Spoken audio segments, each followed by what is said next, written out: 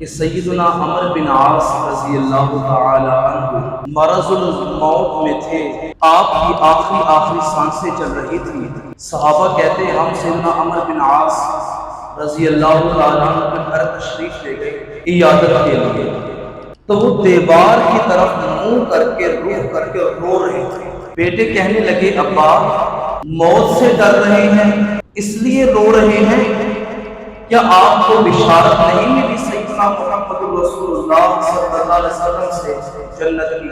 تو سیدنا عمر بن عاص رضی اللہ تعالیٰ عنہ نے فرمایا کہ بیٹا مجھ پہ 3 دور آئے ہیں۔ پہلا دور میرا وہ تھا کہ جب نبی محترم صلی اللہ علیہ وسلم نے نبوت کا اعلان کیا، دعویٰ کیا، تو پوری زمین پر میری آنکھوں میں آپ علیہ السلام سے زیادہ مبعوث اور بدترین شخص علیہ باللہ کوئی نہیں تھا۔ میں چاہتا تھا کہ اکیلے میں مجھے محمد ملے صلی اللہ علیہ وسلم اور میں ان کی گردن اڑا دوں۔ میرے بیٹوں اگر اس وقت مجھ پہ موت آ جاتی تو میں سیدھا جہنم میں جاتا، اور پھر ایسا وقت نے پلٹا کھایا، اللہ نے مجھے اسلام کی توفیق دی، میں نے اسلام قبول کیا، اور اسلام قبول کرنے کے بعد پوری زمین کے خطے پر آپ علیہ السلام سے زیادہ محبوب ترین انسان میرے لیے کوئی اور نہیں تھا۔ سب سے زیادہ محبت مجھے رسول اللہ کے ساتھ ہونے لگی، اور اگر مجھے کوئی بندہ کہے نا کہ اے عمر بن عاص آپ علیہ السلام کا حلیہ مبارک، چہرہ مبارک کیسا تھا، تو میں بیان نہیں کر سکتا۔ میں نے ساری زندگی آپ علیہ السلام کے پہلو میں گزاری، صحابی ہوں، دوست ہوں، غزوات لڑی ہیں ان کے ساتھ، لیکن میں نے ادب و احترام کی وجہ سے کبھی آپ علیہ السلام کو نگاہ بھر کے دیکھا نہیں۔ میں آپ علیہ السلام کا چہرہ کیسا تھا بیان نہیں کر سکتا، میں نے کبھی نظر بھر کے دیکھا ہی نہیں رسول اللہ کی طرف۔ اتنا خوبصورت ادب و احترام تھا کہ اللہ رب العزت کو بھی کہنا پڑا صحابہ کے متعلق اولئک الذین امتحن اللہ قلوبہم للتقوی، جنت میں نے بنائی ہے متقین کے لیے، اور متقین میں اول درجے پر اگر کوئی جماعت ہے تو صحابہ کرام کی۔ میں اللہ نے سب کے دل ٹٹولے، سب کے دلوں کا امتحان لیا، عنوان اور پرچہ کس چیز کا تھا؟ تقویٰ کا۔ اول پوزیشن پر جو جماعت آئی وہ صحابہ کرام کو تھی کہ اللہ کو رزلٹ بیان کرنا پڑا، رضی اللہ عنہم ورضوا عنہ۔ آگے بیان کرتے ہیں کہ پھر جب آپ علیہ السلام کی وفات ہو گئی، اس کے بعد کچھ ذمہ داریاں ہم پہ آئیں، پتہ نہیں ہم اپنی ذمہ داریوں پر پورے اترے کہ نہیں اترے۔ میرے بیٹوں مجھے ڈر ہے کہ کہیں حقوق اللہ، حقوق العباد میں ایسی کوتاہیاں مجھ سے نہ ہو گئی ہوں کہ اللہ کے ہاں میری پکڑ ہو گئی۔ اللہ کا ڈر دیکھیں اور ایک طرف اللہ کی رضامندی کا سرٹیفکیٹ بھی حاصل ہے، تو صحابہ کرام کے دلوں میں کس کا ڈر تھا؟ اللہ کا۔ پھر ساتھ کہتے ہیں جب میں اسلام قبول کرنے کے لیے آیا، یہ بڑی اہم باتیں ہیں، جب میں اسلام قبول کرنے کے لیے دربار نبی میں پیش ہوا، میں نے اپنا ہاتھ بڑھایا، دایاں ہاتھ، یا رسول اللہ اپنا ہاتھ بڑھائے، میں نے بیعت کی۔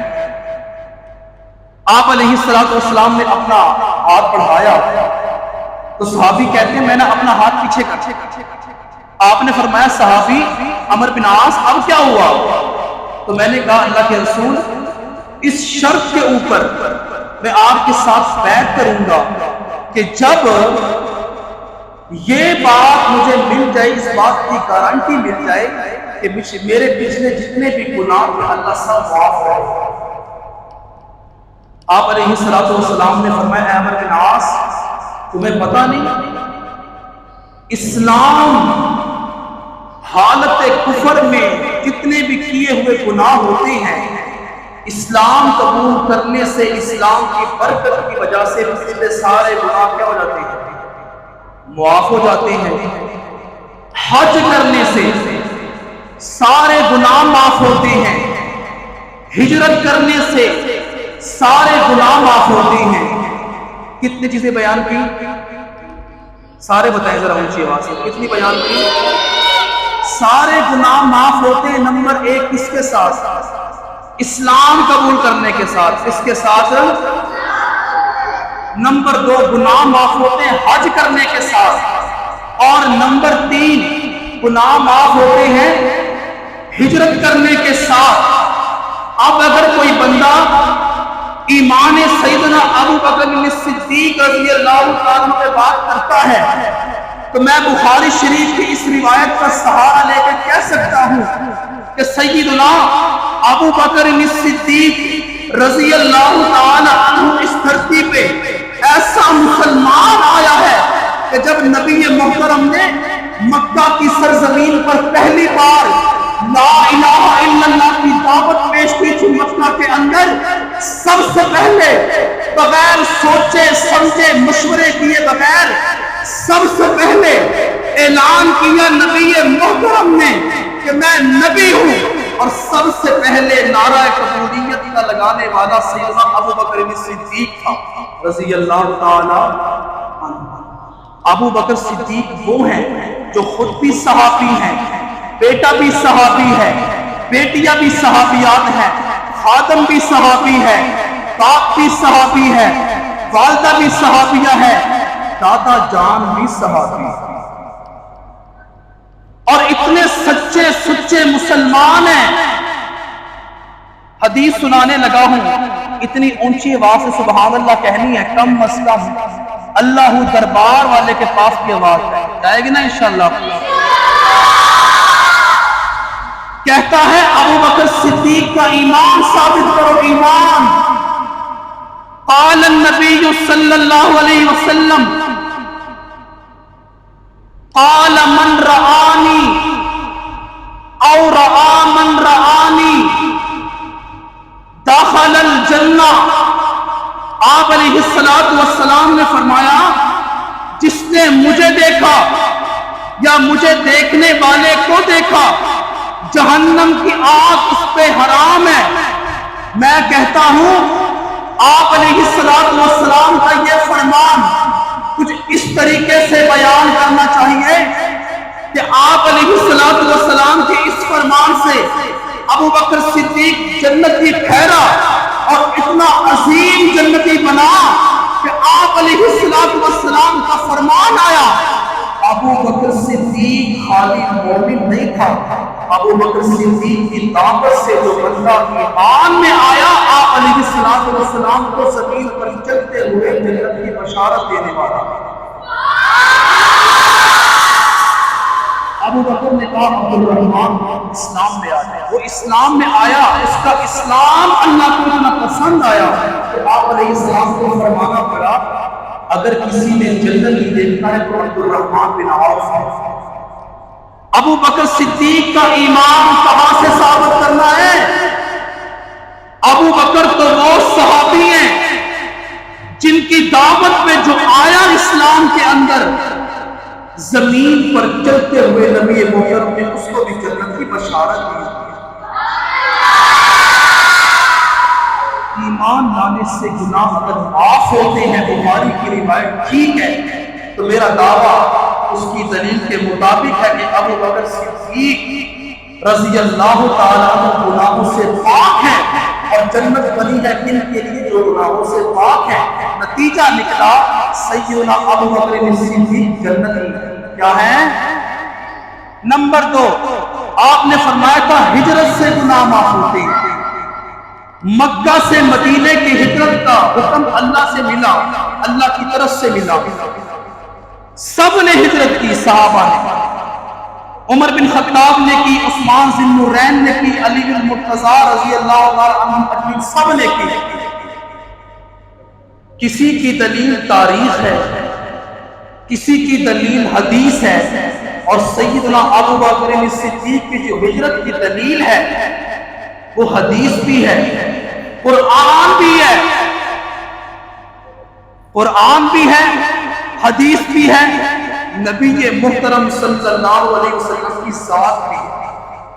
قرآن کو کہنا پڑا اِذْ يَقُولُ لِصَاحِبِهِ، یا رسول اللہ ہجرت سے گناہ معاف کرتا ہوں، سب کی ہجرت ہوگی، پہلے آپ میں لوگ شک کریں گے ابو بکر کے ایمان پر، ہجرت کا موقع بھی دوں گا ابو بکر کو، ساتھ تیرا دوں گا نبی، غار میں آپ ہوں گے، ابو بکر ہوگا، جانے کے بعد لوگ شکوہ کریں گے، شکایت کریں گے، شک کریں گے، غار کے اندر جب آپ کا ساتھ ابو بکر کے ساتھ ہے تو مزار کے اندر بھی تیرا ساتھ ابو بکر کے ساتھ ہے۔ نہ زندگی میں شبہ، نہ موت کے بعد شبہ، آج بھی ابو بکر صدیق رضی اللہ عنہ کا جس میں اطہر جہاں پڑا ہے، ما بین بیتی و منبری روضۃ من ریاض الجنہ، جنت کے ٹکڑے کے اندر پڑا ہے۔ کہاں پڑا ہے؟ تیسری چیز آپ علیہ السلام نے فرمائی وہ یہ، حج کرنے سے گناہ معاف ہوتے ہیں۔ حجۃ الوداع بخاری اٹھائیے، کہتے ہیں اسلام دکھائیں، ایمان ثابت کریں ابو بکر۔ یہ ایسی سوال ہے، سورج چڑھا ہو، لوگ کہیں گھر سے باہر نہیں نکلنا بیٹا، باہر بڑی تیز دھوپ ہے، ایک بچہ کپڑے جو باہر لے، ابا باہر تیر رات ہے، باہر کیا ہے؟ رات کا اندھیرا ہے، باپ کہتا ہے بیٹا باہر دیکھو تو صحیح، بلب تو میں نے نہیں جلایا، بلب تیرے گھر میں کسی نے نہیں جلایا، یہ روشنی بتاتی ہے کہ سورج کیا ہے؟ چلا ہوا ہے۔ ابو بکر تو وہ پہلا مومن ہے، جب میرے نبی کے ساتھ کوئی کھڑا نہیں تھا تو ابو بکر۔ تیسری چیز، حج کے ساتھ گناہ معاف ہوتے ہیں۔ آپ علیہ السلام نے خطاب فرمایا ایک بندے کو اللہ نے اختیار دیا ہے، وہ دنیا میں رہے کہ آخرت کو پسند کر لے، فاختار الآخرہ، اس بندے نے آخرت کو پسند کیا۔ اس نے سارے صحابہ خطاب سن رہے ہیں، ایک طرف سے ایک بوڑھا شخص سسکیاں لے کر رونے لگا، صحابہ نے دیکھا، دائیں بائیں مڑ کے دیکھا تو ابو بکر صدیق رضی اللہ عنہ نظر آئے۔ صحابہ نے کہا آپ علیہ السلام ایک بندے کی بات کر رہے ہیں اور آپ ویسے رو رہے ہیں۔ سیدنا ابو بکر صدیق رضی اللہ عنہ نے فرمایا آپ کو پتہ ہے اس بندے سے مراد آپ علیہ السلام خود ہے۔ حج سے گناہ معاف ہوتے ہیں، حج سے۔ یہاں پر میں کہتا ہوں، یہاں پر یہ رونا اور سسکیاں عمر بن خطاب بھی لگا سکتا تھا، یہ چیخ مارنا چلانا سیدنا عثمان ذی النورین بھی رو سکتے تھے، شیر خدا علی بن طالب بھی رو سکتے تھے، لیکن اللہ نے اس بات کا دکھ، درد، تکلیف، غم ابو بکر صدیق کے سینے میں ڈالی، منہ پہ آواز لگوائی، نعرہ لگوایا، اس لیے کہ تا قیامت تک جب بھی حج کا ذکر آئے، حجۃ الوداع کا ذکر آئے، گناہوں سے پاکی کا اعلان ہونے لگے تو سیدنا ابو بکر صدیق کی تقریر کا بھی افتتاح ہے۔ لوگ کہیں، مجبور ہو کر کہیں کہ ابو بکر صدیق رویا تھا، تب وہ خطبہ حجۃ الوداع کے وقت۔ اور میرے نبی نے فرمایا حج پہ گناہ معاف ہوتے ہیں، ابو بکر کے حج پہ تو رسول اللہ گواہ ہے۔